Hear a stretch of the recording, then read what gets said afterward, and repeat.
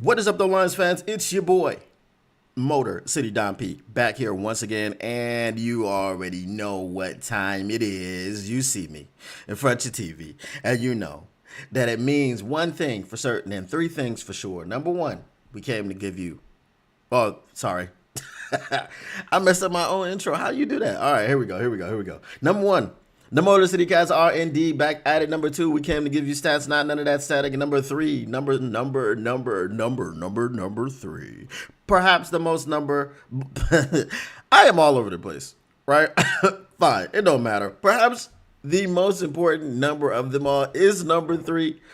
We want to make sure you keep your Lions news pragmatic.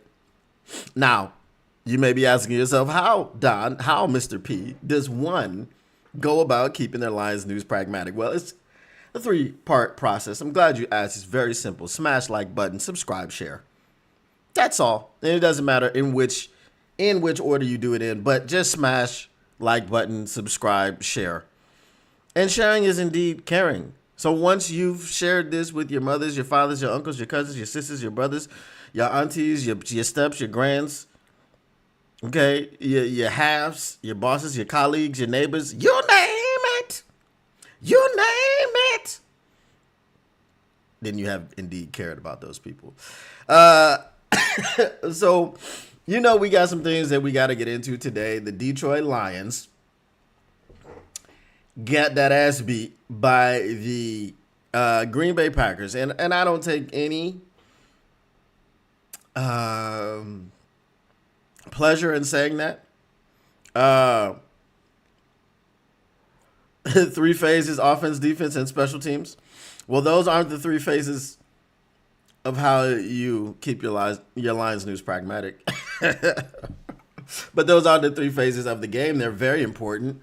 And there's a few phases that we were lacking in. I really think the only phase that didn't suck completely was the special teams. Now, okay, if we say it's completely right, the defense did a little bit here, there, and everywhere. Okay.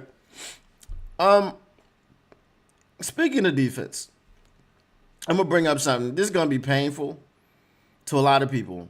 A lot of people are not going to want to hear this, but I got to do it anyway. Yesterday, I crashed out pretty heavily regarding Za'Darius Smith. Okay? Pretty heavily. And so I'd like to take the time to apologize to Melvin Holmes, to Sheila, to all of the Lions brass out there, to the entire organization. Because I was mistaken.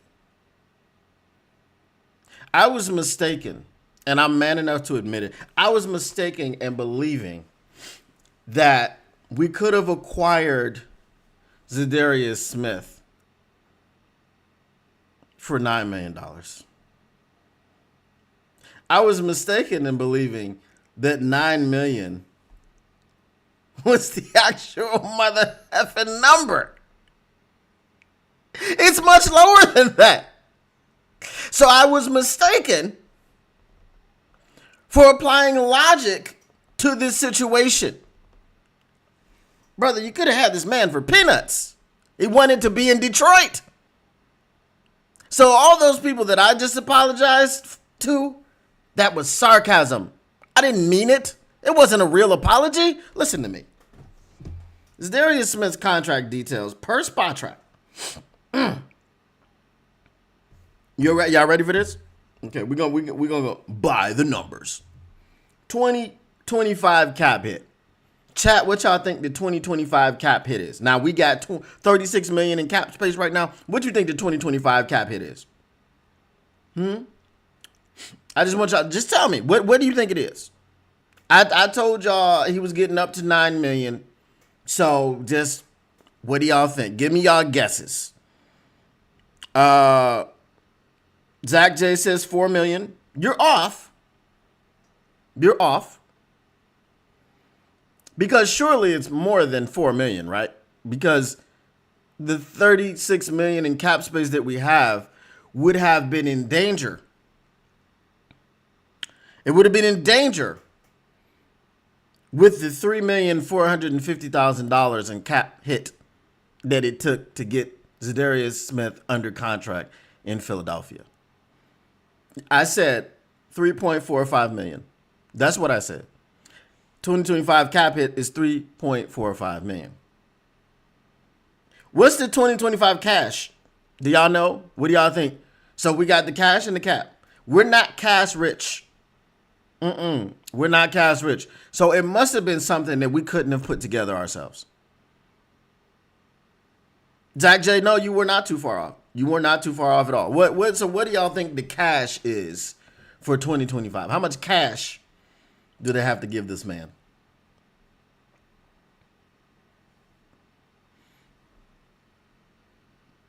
No idea? Not to my knowledge, no. Not to my knowledge. Not to my knowledge, no. Are y'all ready for the cash? Zach J says $11. Close. In NFL terms, this is close to $11. $4.25 million is the cash.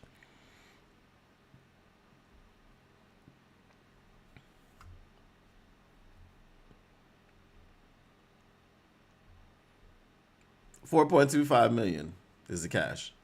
$3.45 million is the cap hit.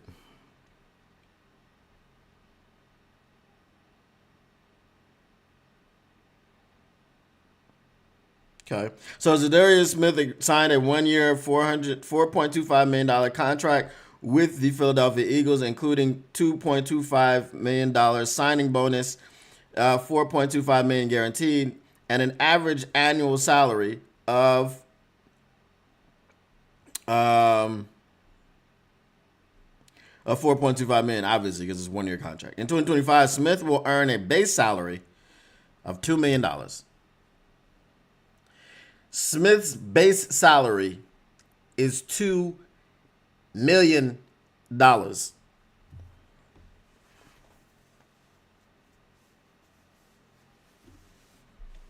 I'm not understanding what the holdup is. $2 million is his base salary.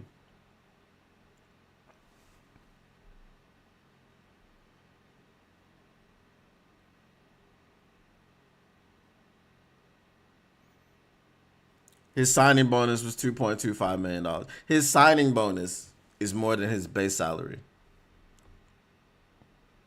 which is very common. It's a very common practice to do when you're trying to keep the salary hit down, the cap hit down. Are you not entertained? Are you not entertained? I mean, so again, for all of you people that were victory lapping and happy dancing and shucking and jiving in the streets for Melvin Bradley Holmes III,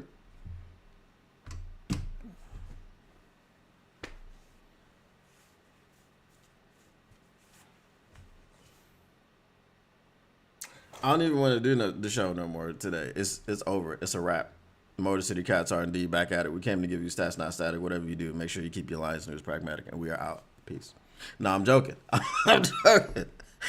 I don't know what to say about this, bro. I don't. So, and here's the other thing. I am launching a series, and this is a series that was suppressed when I was elsewhere. I'm launching a series called the NFC North Report. I'm putting out a video every week after all of the NFC North games. So I will be painstakingly watching the Bears 17 games, the Packers 17 games, the Lions, well, no, not the Lions, but the Vikings 17 games. That's why I said painstakingly. It might be painstakingly for the Lions. Who knows? And I'm putting that out every week.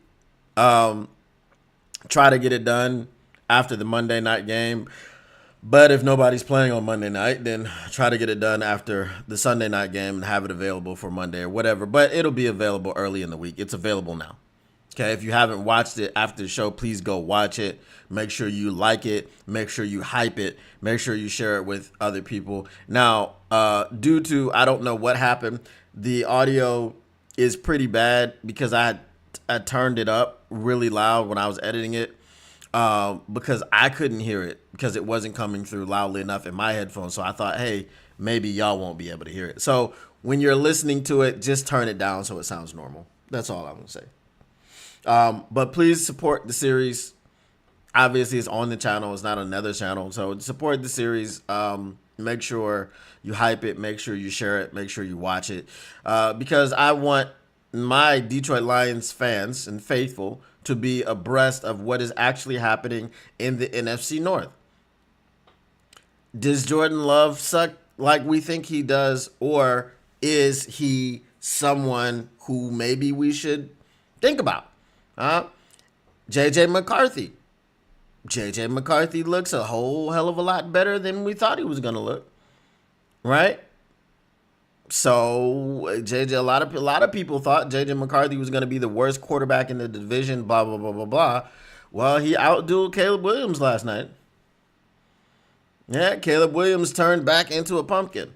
Caleb Williams turned back into who Caleb Williams is. Caleb Williams is he's going to wow you. He's going to razzle you. He's going to dazzle you. He's going to make big time throws. He's going to put on some highlight performances while his pink and orange and blue and green nails sparkle under the lights at Soldier Field. But he's also going to lose you the game. He's also going to throw you a pick. He's also going to take a sack that he shouldn't have taken at a time where he shouldn't have taken it. He's going to run around in the backfield trying to buy himself time, and he's going to make poor decisions. That's what he did all last year. I saw some efficiency to start the game, but it wasn't able to be sustained for the entire game. So, again, I've always said this about Caleb Williams. I said it when they drafted him. Caleb Williams is in love with hero ball. Until he can find a coach that can coach that love out of him, he is not going to be successful in the NFL. And I didn't see any difference from last night to the last year, right? Yes, there was difference. He did look better. However, he still looked the same. You understand what I'm saying? It's like, yeah, he looked like he made marginal improvements, but is he doing the things that he needed to improve? Like, is he processing the defense like he needs to? No, because he's trying to play hero ball. His mindset is, I can run around forever and find the open guy. I don't really need to be on time. I don't really need to do this, that, and the third thing. Right?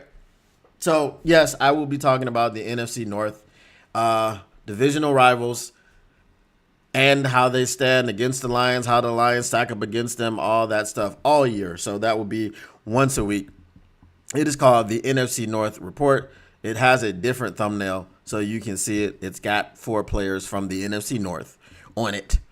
It says the NFC North Report on the side, and obviously it still says Motor City Cats in the bottom right-hand corner.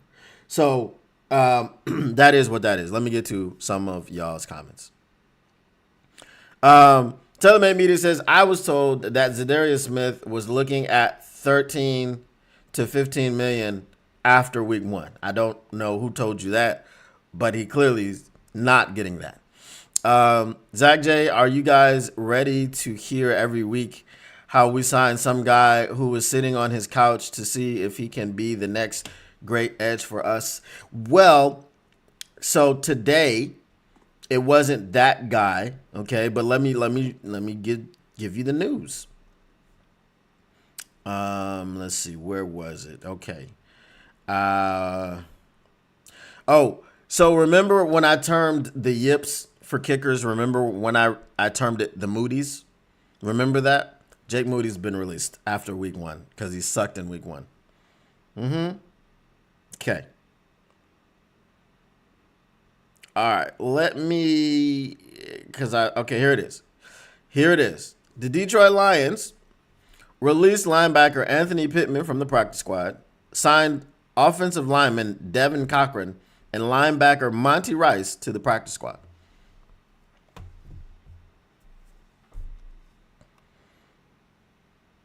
NFC North report. Oh, that's been colonized already on a daily basis. Uh, well, whoever the colonizer was, when I came up with the idea, didn't understand why Lions fans would want to hear about the people in our division. It was like a novel idea. You couldn't understand it. Dollar General Brad failed to sign a much needed national or rotational edge. Let me pop this out because you already know. I got about 3 cars, all these different, you know what I'm saying? My employee, you know what I'm saying? I got some workers, and they owe me some money. I'm waiting on the payment. Got to get my 3 cars out the shop. Anyway. All right, Dollar General Brad failed to sign a much needed rotational edge. Not surprised a bit. Don't worry, we're good. Facts. All right, Detroit Lions signed Marvin Lee. He was an undrafted free agent in 2017, has had 67 back surgeries, and has 1 sack in his career. That sounds like the guy that we will be signing. Guess what, guys? Here's some news. While we're talking about Zadarius Smith, while we're talking about the practice squad, so there's a Bears practice squatter. I don't know his name because he was just elevated from the practice squad for yesterday's game, who got a sack in the game. Okay, so the Vikings sacked Caleb Williams. The Bears sacked J.J. McCarthy. The Green Bay Packers sacked Jared Goff 4 times. The Bears sacked Jordan Love total of no times. 0. They didn't sack him at all. The Detroit Lions have no sacks, while everyone else in the division has at least 1.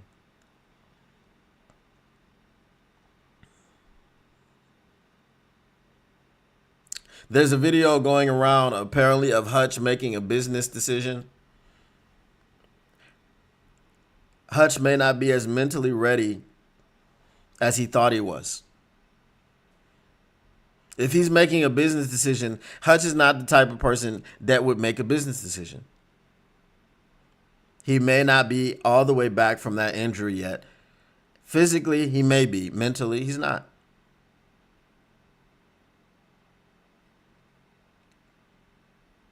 We have 0 sacks after week 1, ladies and gentlemen. And people are like, oh, pressures.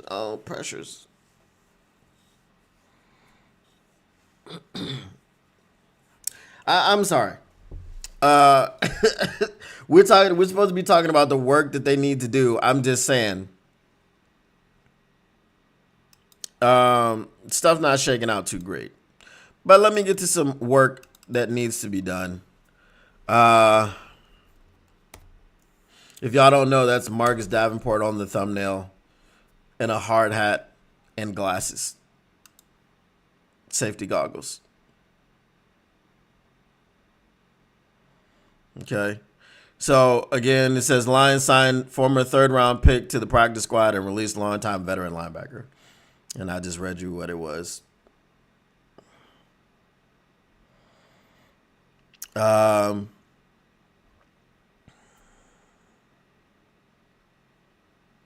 So Tate Ratledge said he wasn't making excuses, but then he gave you an excuse as to why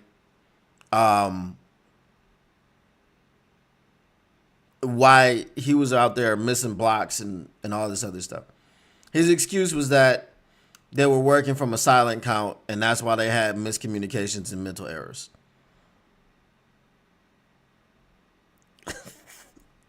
Needed to change that photo to Davenport in a cankle brace. So it was because they were working on a silent count, which is why he just left a man wide open in the middle of the field to potentially tackle Monty for a safety.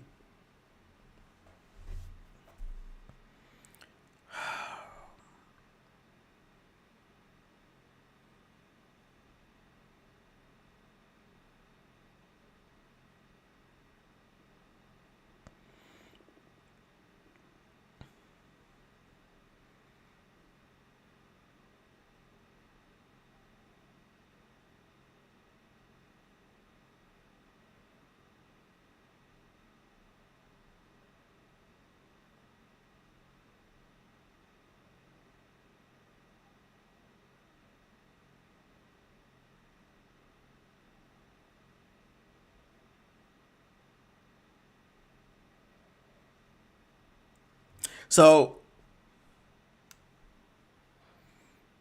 I know, as I said, we were supposed to be talking about Marcus Davenport and not Marcus Davenport, but just the work that needed to be done.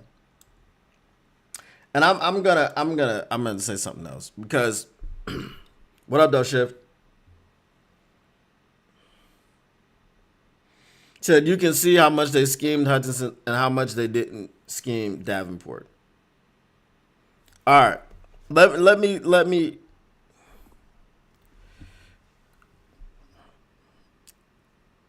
because this is something I didn't see before. And shout out to Lion Syndicate for shining a light on the situation. Um,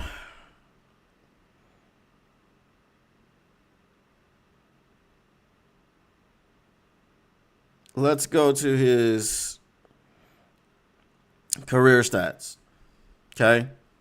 I just want you to notice something. I'm going to read these things off, and I just want you to notice a few things. 2018 is when he was drafted. Okay. It's not telling me the games played.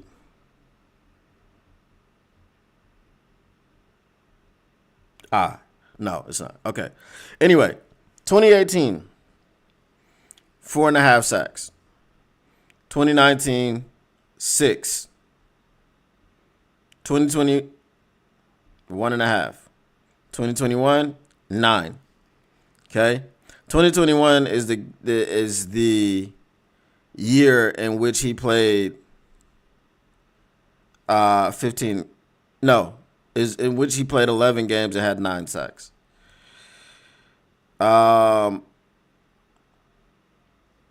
The next year he had a half a sack.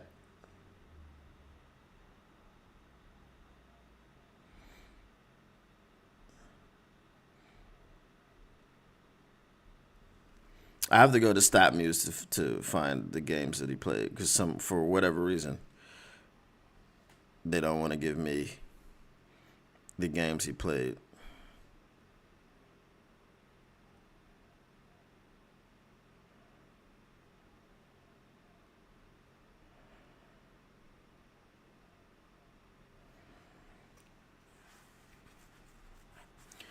All right. So let's start at the top. Okay. In 2018, Marcus Davenport played 13 games. Okay. And he had 4.5 sacks. In 2019, Marcus Davenport played 13 games and he had 6 sacks. In 2020, Marcus Davenport played 11 games and he had 9 sacks. Sorry, 2020 had one. He had 1.5 sacks in 11 games. Okay, this is about to be a concerning trend for you guys. In 2021, he played in 11 games and had 9 sacks. Okay, so that was his 11-game, 9-sack year. In 2022, Marcus Davenport played in 15 games. Y'all know how many sacks he had in 15 games? I'll give you a clue. It's the same amount of sacks he had last year in 2 games. Sorry, it wasn't even 2 games. It was a game and a quarter and a half. So I should say in 5.5 quarters last season,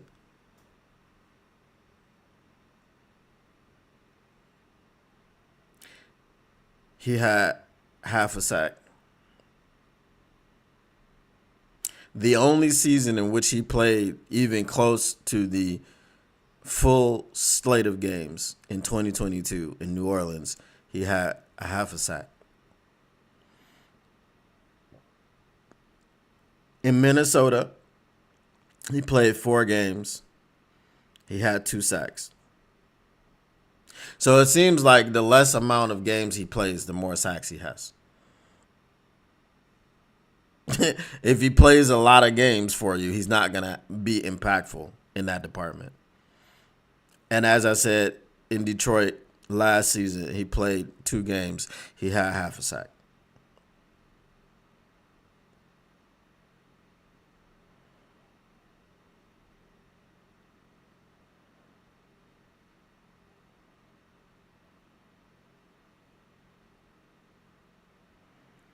He averages 3 sacks a year. In his career, he has 24 sacks.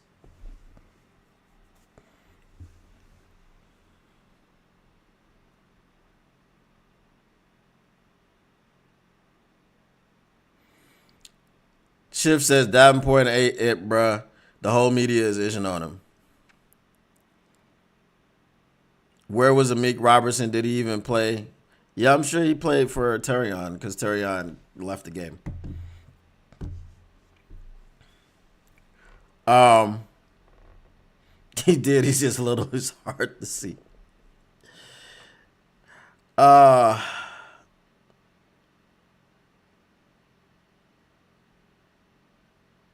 I'm just so so I want to be optimistic, but I'm a big history is a is an indicator of future behavior or future results, things of this nature. It's if you haven't done something in the past, there's no reason for me to believe that you'll do it in the present or the future. And I'm not saying winning a Super Bowl. I'm not saying that. It's just this notion that Melvin has that we're okay without a pass rush. It's just this notion that Melvin has is we're okay because we have one elite pass rusher. One elite pass rusher that is coming off of a broken leg. Tib fib, both of the bones, broken in half. You got a guy who in his best season, as far as games played, had half a sack. You got Zadarius Smith signed with the Philadelphia Eagles for a base salary of $2 million, a signing bonus of $2.25 million.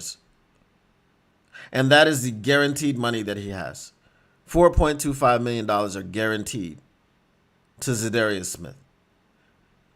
Up to $9 million in incentives. Zadarius Smith was willing to go to the Eagles and put $4.75 million in incentives. Guess who has $4.75 million in incentives in Detroit? Marcus Davenport. The cap hit that you ate, which was a $5 million cap hit for Zadarius Smith, for cutting Zadarius Smith, is less or is more than what his total contract is valued as per guaranteed money. Now, we don't even know what the incentives are. We don't know if they are NLTBEs. Right? Not likely to be, what is it? Not likely to be executed or something like that. We don't know if that's what his incentives are.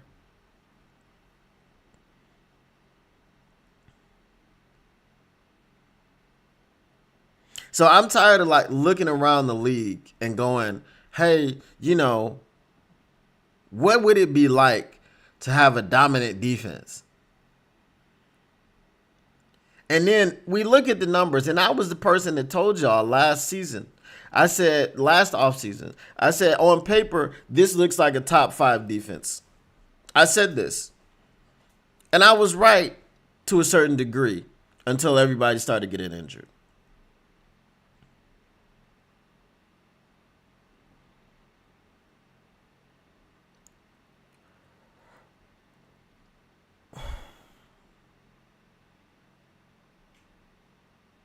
My question to you guys is, Was it the coordinators? Because last season, at the beginning of the season,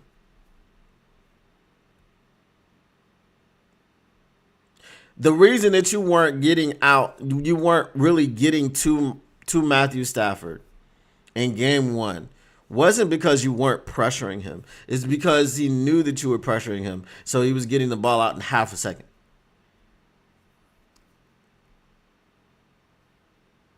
Did we not have a game plan for the Green Bay Packers like we thought we were going to have?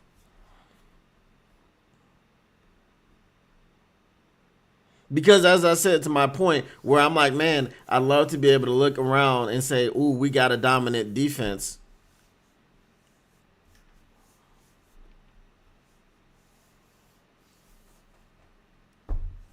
When Martin Mayhew was here, who did we have on our defensive line? Does anybody remember the guys we had on our defensive line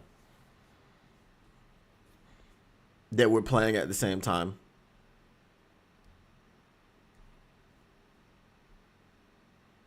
Anyone who's a longtime Lions fan, tell me. Cliff Averill is a monster, or was a monster. Who did Cliff Averill play across from?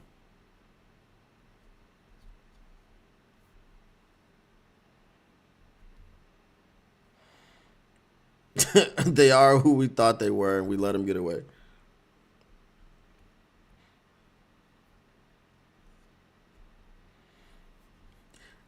So some of the names that we had during that tenure.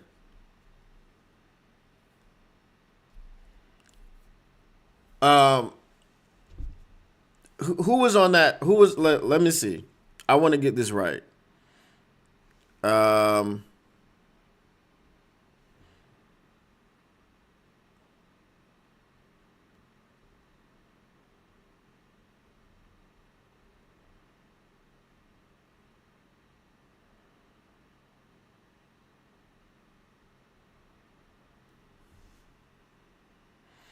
because I'm thinking of something, and I don't want to be.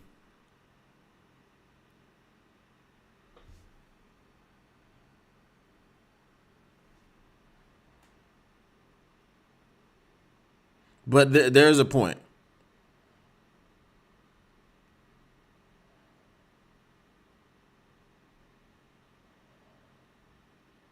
Okay, the 2014. All right, I thought this, but I wanted to be sure. The 2014 defensive linemen for the Lions included Ezekiel Ansah, Jason Jones, who were the two ends, and Ndamukong Suh, C.J. Mosley, and Nick Fairley. Ziggy was providing pressure off the edge. And Ndamukong Suh was providing pressure off the in the interior. Nick Fairley was pushing the pocket in the interior. Okay? Now,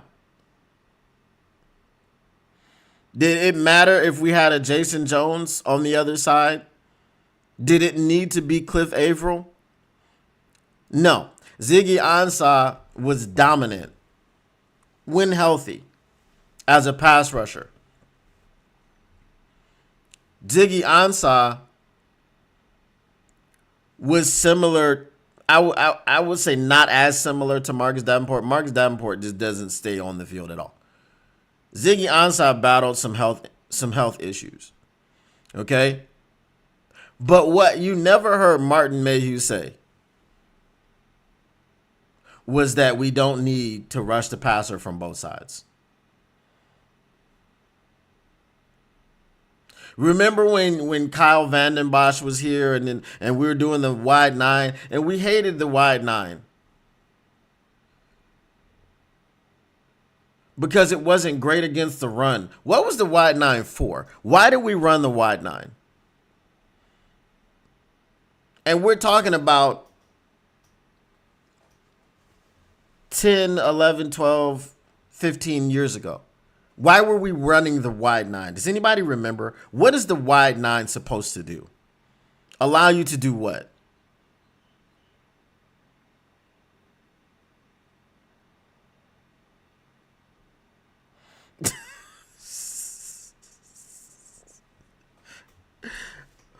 right? The wide nine was supposed to help you get to the quarterback,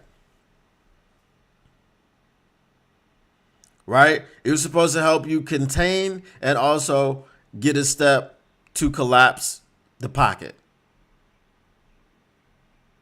TaylorMade Media says get to the QB. Yes.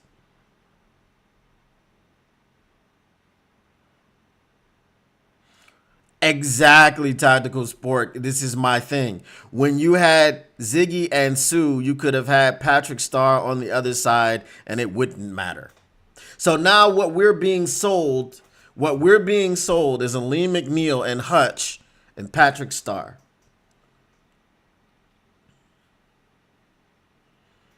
If you didn't know, Patrick Starr is Marcus Davenport.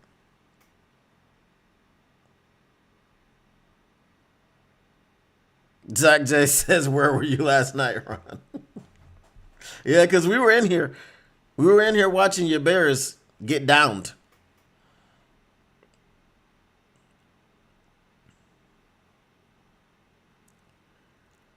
Well, I mean, this is the thing. We brought in Kyle Vanden Bosch, like at least the GMs, and I was saying this to Syndicate. Shout out Derek, right?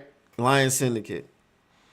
We were talking about Brad Holmes, and I was saying, Brad Holmes is starting to approach Bob Quinn, smartest guy in the room territory, and he doesn't know it yet. And I said, at least Bob Quinn was trying to make splashes to bring in big defensive linemen. However, he didn't have any connections outside of the Patriots organization, which is why he was bringing in the wrong guys, Trey Flowers and Jamie Collins. But those were big name guys that were supposed to be productive at getting to the passer.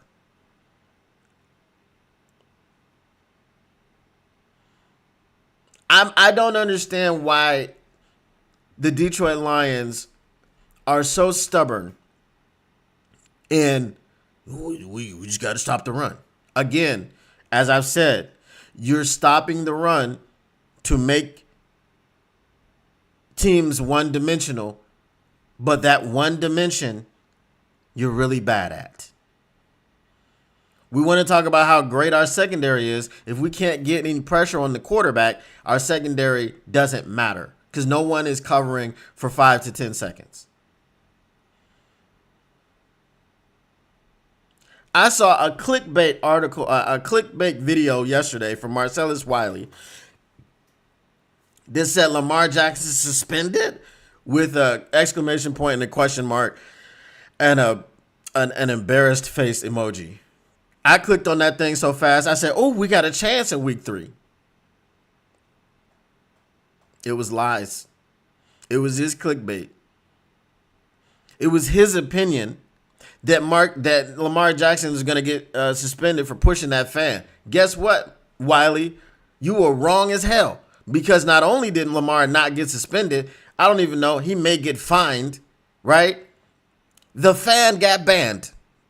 The fan is no longer, so, the NFL just want to protect the shield. So that's why they're going to suspend Lamar Jackson. I wish they would suspend Lamar Jackson for week 3 only. Because if you think, and this is what I said, this is what I was saying all offseason. If you think that you are going to somehow beat Lamar Jackson. I mean, I don't even know how to beat Lamar Jackson, bro.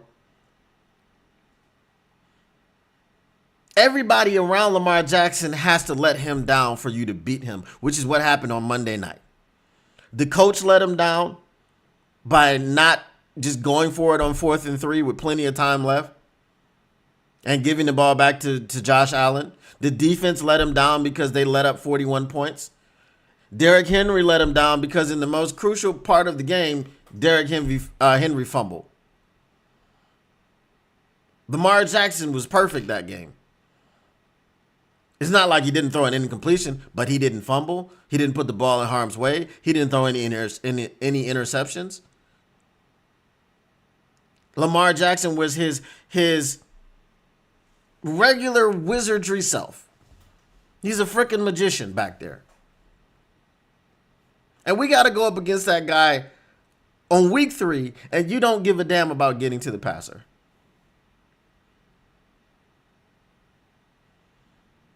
Brother, if they don't fix this mentality that we're just going to funnel everybody to Hutch, I'm sorry, it doesn't make any sense. I don't understand. Like, I've never seen a football team say, hey, we got one guy on one side and let's just push all the action over to him. As if the opponents are going to let you do that. What did we say about the Packers? What did they do to Hutch? Just like everybody does to Hutch. Like Schiff said earlier, they schemed Hutch because they didn't have to scheme for Davenport. You left Davenport alone, singled up, and he got no sacks. And this dude is what, 6'6", 280, supposed to be this monster, this mauler. Can't nobody stay in front of him. Bro, if he's that guy, he should have been in the backfield in Jordan Love's lap for the entire game.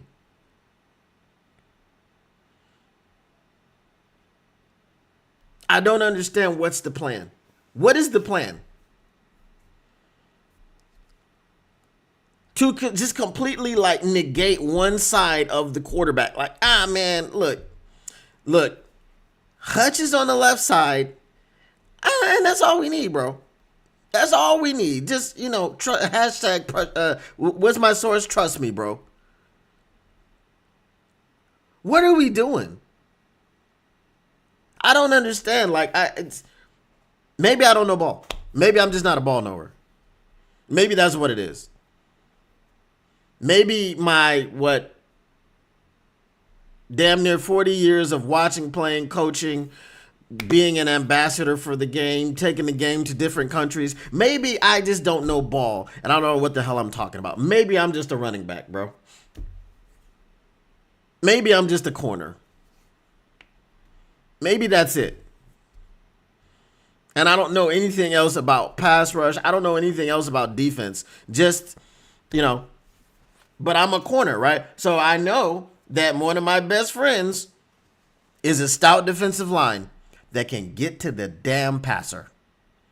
Because it makes my life easier. Because then I don't have to cover for 5 seconds.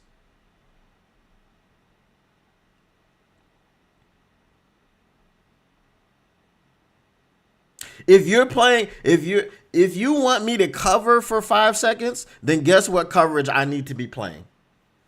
Anybody in the chat, y'all tell me. This is an interactive show, right? This ain't just me talking. Anybody tell me in the chat, if you want me to cover for 5 seconds because you're not going to get to the passer, what coverage do I need to be in? And what do I need to be good at? Somebody tell me.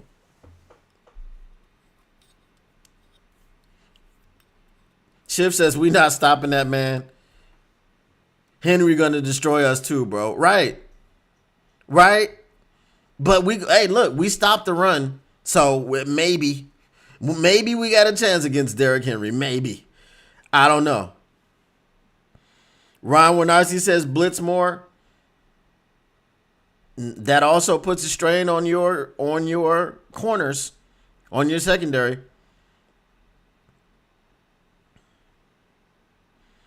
Mr. Detroit said, we need that 5G nationwide coverage, baby. Hashtag Verizon. Just saw one Lions YouTuber say we have more nose tackles than any other team in the NFL, and they keep trying to turn the next nose tackle to a pass rusher, and it'll never work, SMH. I mean, that sounds like syndicate. But that sounds like reality. It sounds like reality. All we have is defensive tackles, bro. Because guess what? What position Melvin played? He played defensive tackle.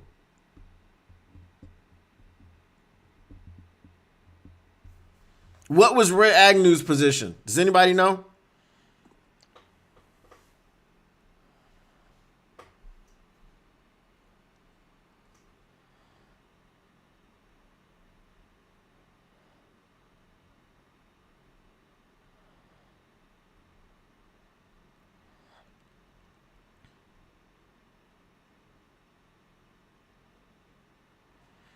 Okay, I know he was on the line. It just says defensive lineman. Was he a tackle or was he an edge?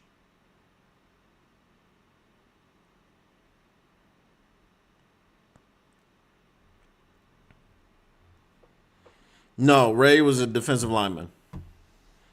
I don't know if he was a tackle or if he was on the edge. Mr. Detroit says Melvin played bench. Apparently, Melvin should have played edge. I wish he would have. Okay, I wish he would have. But the coverage the answer to my coverage question is press man. If you can't get to the passer, you need to be playing press man coverage, and you need to be good as hell at jamming to disrupt the receiver off of the line. When I was playing corner, that was my favorite thing to do. I loved press man coverage. Right? I love press man coverage because my bench press max was crazy. For my size, my bench max was crazy, and I was gonna press the ish out of you. You weren't getting off the line. So unless we got that type of capability, we need a pass rush. Right? We're playing a lot of man coverage, but we're not playing a lot of press man coverage. We're not doing a lot of jamming at the line of scrimmage. We're not doing a lot of route disruption.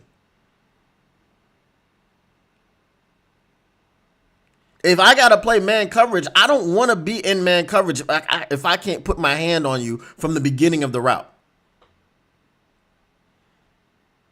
Because when I can put my hands on you from the beginning of the route, you might want to run a go, but you're not going to because you're not getting off the line. You might want to run a slant, but it's going to be much more shallow than you thought it was going to be because I'm going to push your ass on the inside.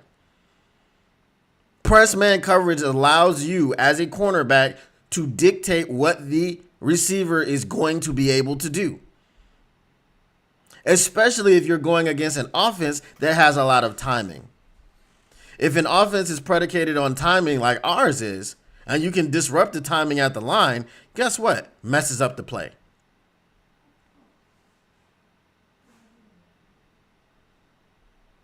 So this is the point. If we're not going to get to the passer, then we need to have another plan. Stopping the run is great, but we've got to play Lamar Jackson in a couple weeks. Caleb Williams last night looked like what Caleb Williams looks like, and he does what Caleb Williams does, runs around a lot. But what we've had a problem with is plastering our man when a scramble drill ensues, and you just got people running wide open in the middle of the field. And please tell me why the hell Marcus Davenport and Aiden Hutchinson are in coverage. Let's get a basic pass rush first before we start trying to disguise coverages and get cute and put Aiden Hutchinson into coverage. Do you think Jordan Love cared about Aiden Hutchinson in coverage? You think Jordan Love cared about Marcus Davenport in coverage? No, because you're not confusing him, because you're not rattling him. His time is unaffected.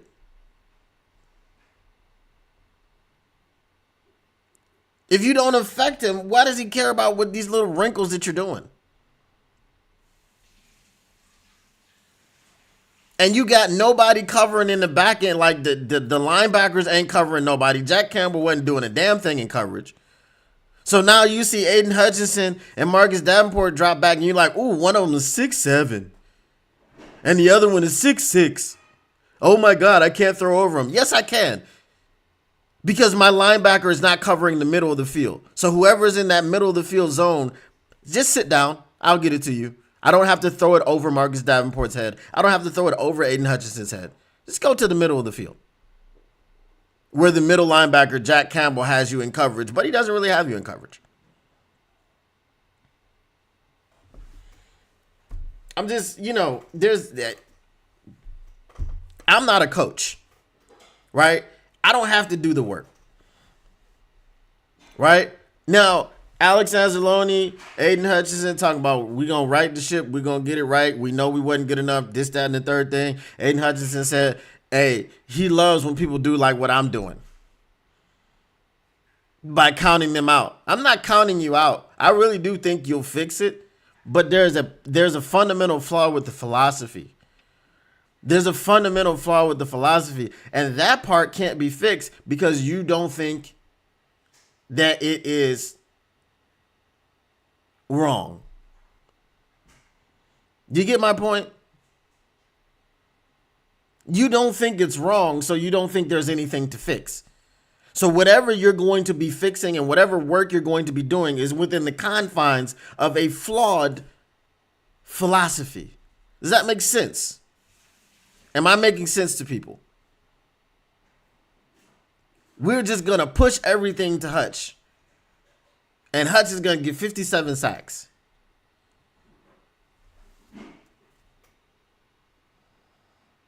What St. Brown got to say? Well, his podcast comes out tomorrow. We'll see what he has to say. We'll see what he says to Nemi. You know what I'm saying? And Equanimous, boy, he going to have a bunch to say because the Packers beat the Lions. So, hey, bragging rights until Thanksgiving. I'm just saying. Let me see.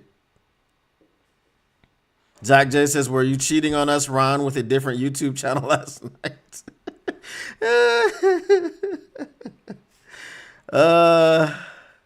Jody Carruthers says, bear down and poop, or the bear down 20 points as usual. Just teasing. Lions were super embarrassing last week, more than the Bears, in my opinion. Zach J says, my source is Wikipedia. TaylorMade Media says, I got a neighbor who's about 6'7", and 280. I asked him, do the Giants know you exist? Can he play defensive end? Do the Lions know he exists? It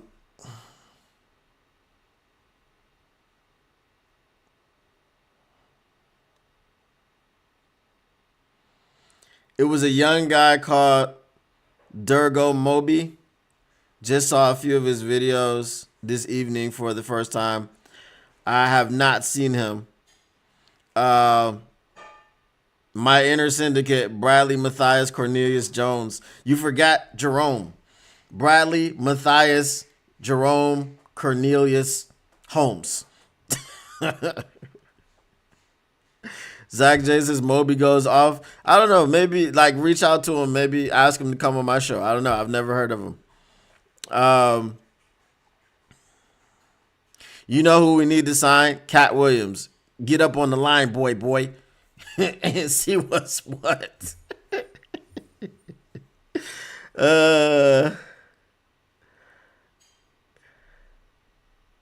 No, Jordan Love doesn't throw 5-yard routes. You know why he doesn't throw 5-yard routes, TaylorMade? Because he has time to throw 20-yard routes. He has time to throw 50-yard routes. He has time to throw whatever, kind of yardage routes he wants.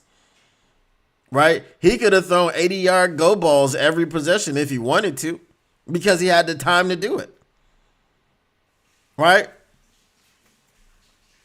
He had the time to sit there and watch Matthew Golden weave his way through the secondary and get open over the top. He had time to do that if that's what their game plan required, but that's not what it was.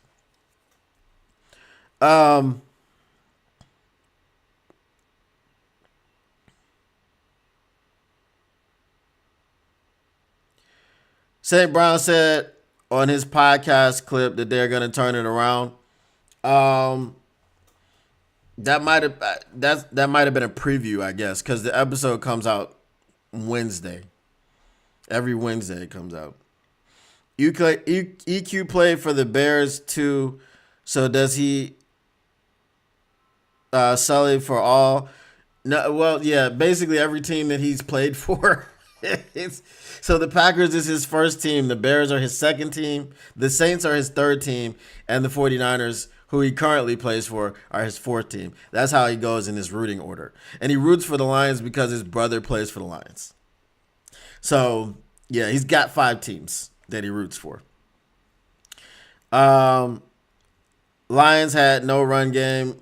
Lions had no run game. Lions had nothing going on. So, again, as I said, if you're gonna tell me that we're gonna get things fixed for a flawed situation, a flawed philosophy, well, okay, what happens when you get the things fixed and you're trying to funnel everyone to Hutch?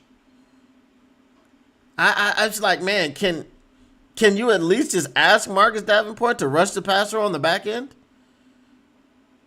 Like, can you ask him to do like a funnel step? Like, I'm funneling everybody over here, and everybody gets fooled, and then he comes off of him and he gets sacks the quarterback. Like, do something. But I'm not sure what was supposed to be the result of Hutch and Davenport in coverage. Was it so that you could send Anzalone and Barnes on the blitz? Was that what you were doing?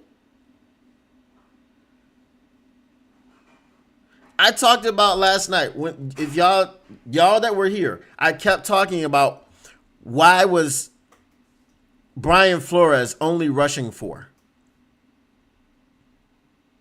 And then when Brian Flores started blitzing Caleb Williams turned back into Caleb Williams. Just like once we started heating up Jordan Love in the second half, he turned into Jordan Love again. There's got to be something that we can pull from that.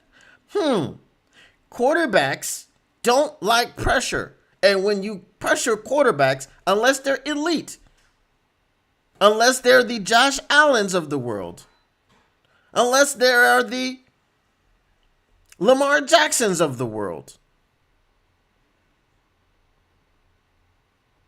you can't even put Patrick Mahomes into that category. Patrick Mahomes is elite. He's the best quarterback in the NFL right now. But if you had to pick a quarterback to get away from pressure and deliver you a pass, you're not picking Patrick Mahomes. Who are you picking? You're picking Lamar Jackson or Josh Allen, and that's the list.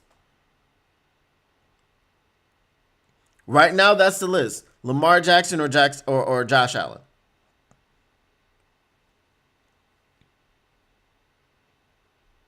That's it.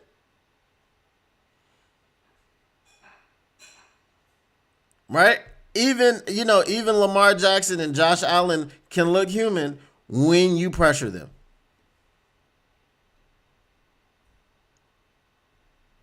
No, he's not elite. He's very good, and he needs to be protected. Which is why I talked about Tate Ratledge talking about, oh, this is not an excuse, but we were working on the silent snaps, silent count. That's an excuse. Because you were leaving people wide open and blocking nobody. Who were you blocking? Nobody. That's an excuse.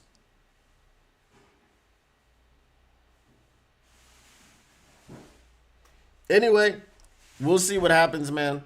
As I said, for those of you that came in late, I will be right now. I've got a video up for the NFC North report. So every week I will be watching the games, all of the games from the NFC North. Good thing I got Game Pass, so I can only spend 40 minutes on a game and watch it all the way through.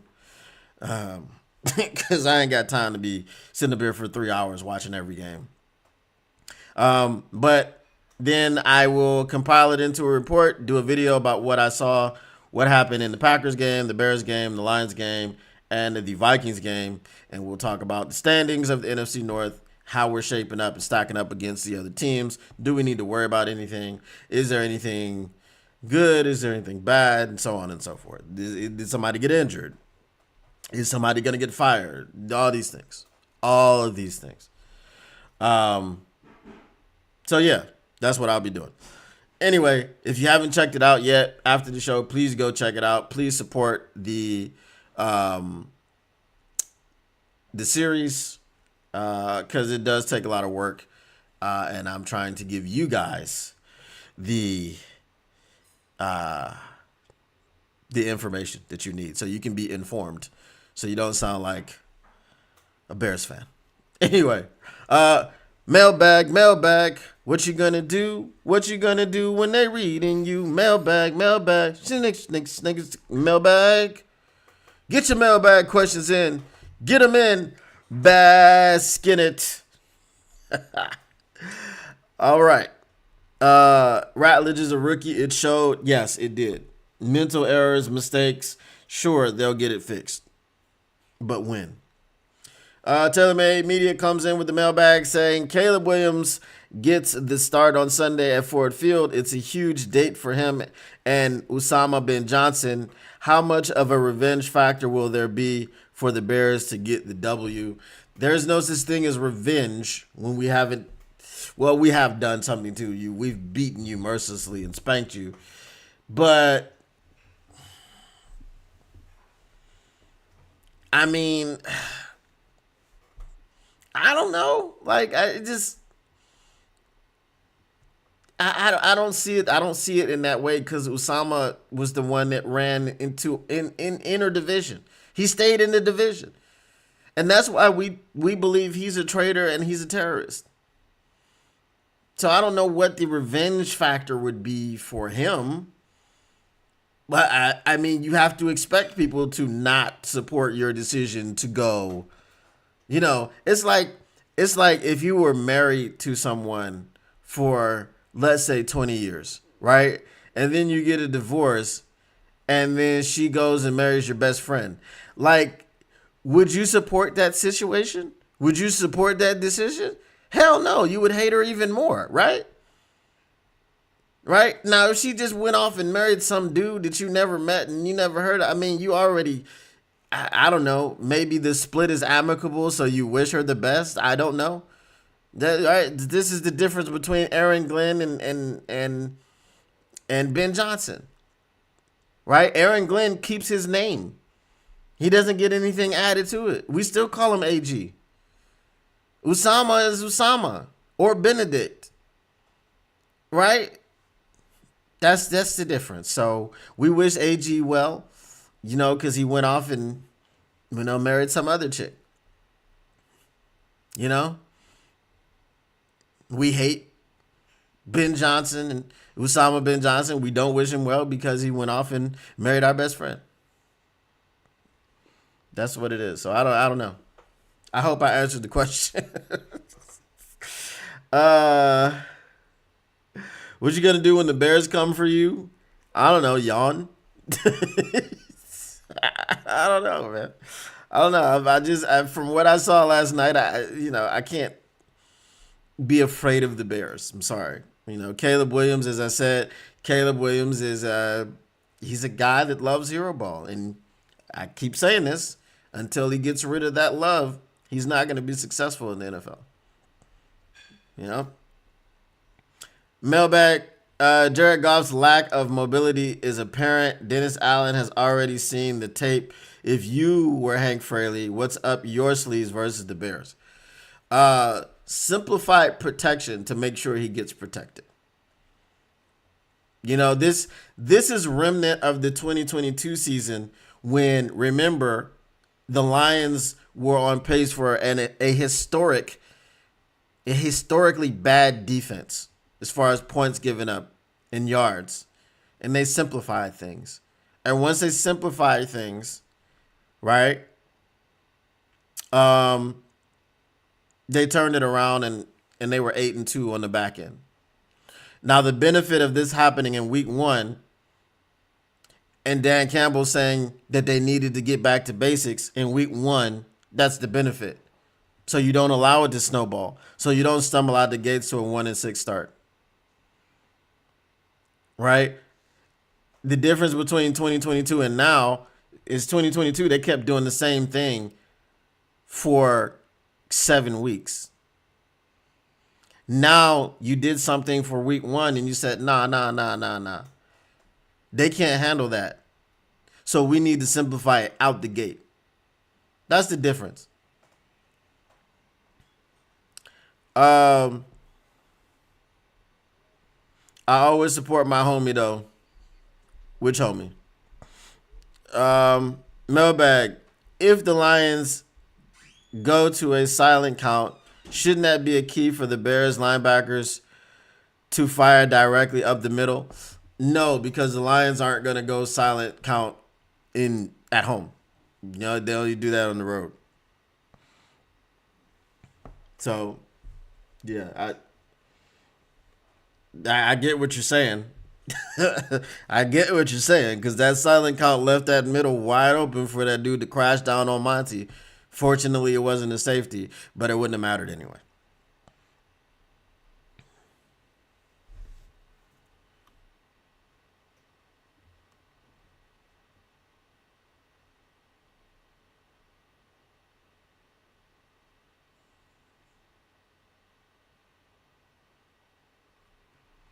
All right. Good. So if we've got no more mailbag, I will go ahead and get up out of here. I don't know. Tomorrow, maybe I'll be in a better mood, man. I'm just, I just like, don't piss on my leg and tell me it's raining. You know what I'm saying? It's just,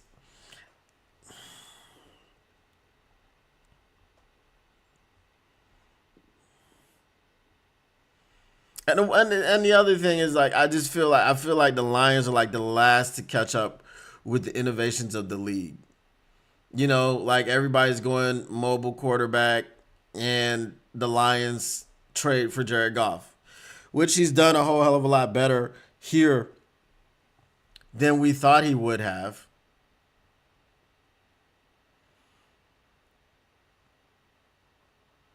But you had the opportunity to go in a different direction.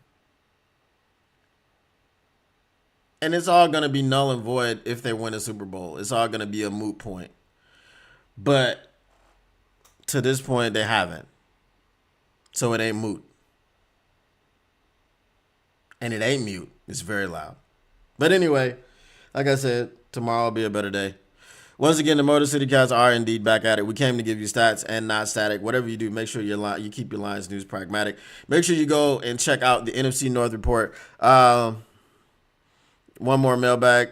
Jared Goff has thrown 4 interceptions in the last 2 starts. Both ended in losses. Ball security an issue.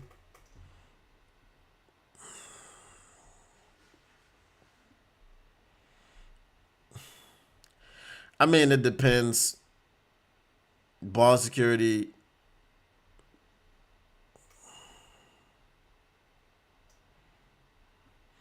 I don't know. I don't know if it's directly a ball security issue. I just think in the situation where he threw that pick, it was just a bad pass. And if you want to say Micah Parsons had a lot to do with it or whatever, that's fine. He had a sped up clock. And I think that was the biggest issue with that. Um, last, I don't think it was the openers. We didn't lose the opener last season. You must be talking about the Tampa Bay Buccaneers game where, there was the huge pass interference on Sam Laporta, blatant, that didn't get called, and that wound up as a pick. So I don't know. I just don't feel like it's on the level of Matthew Stafford. You know what I'm saying?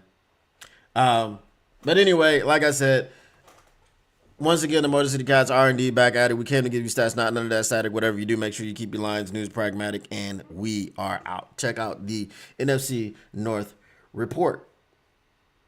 Peace.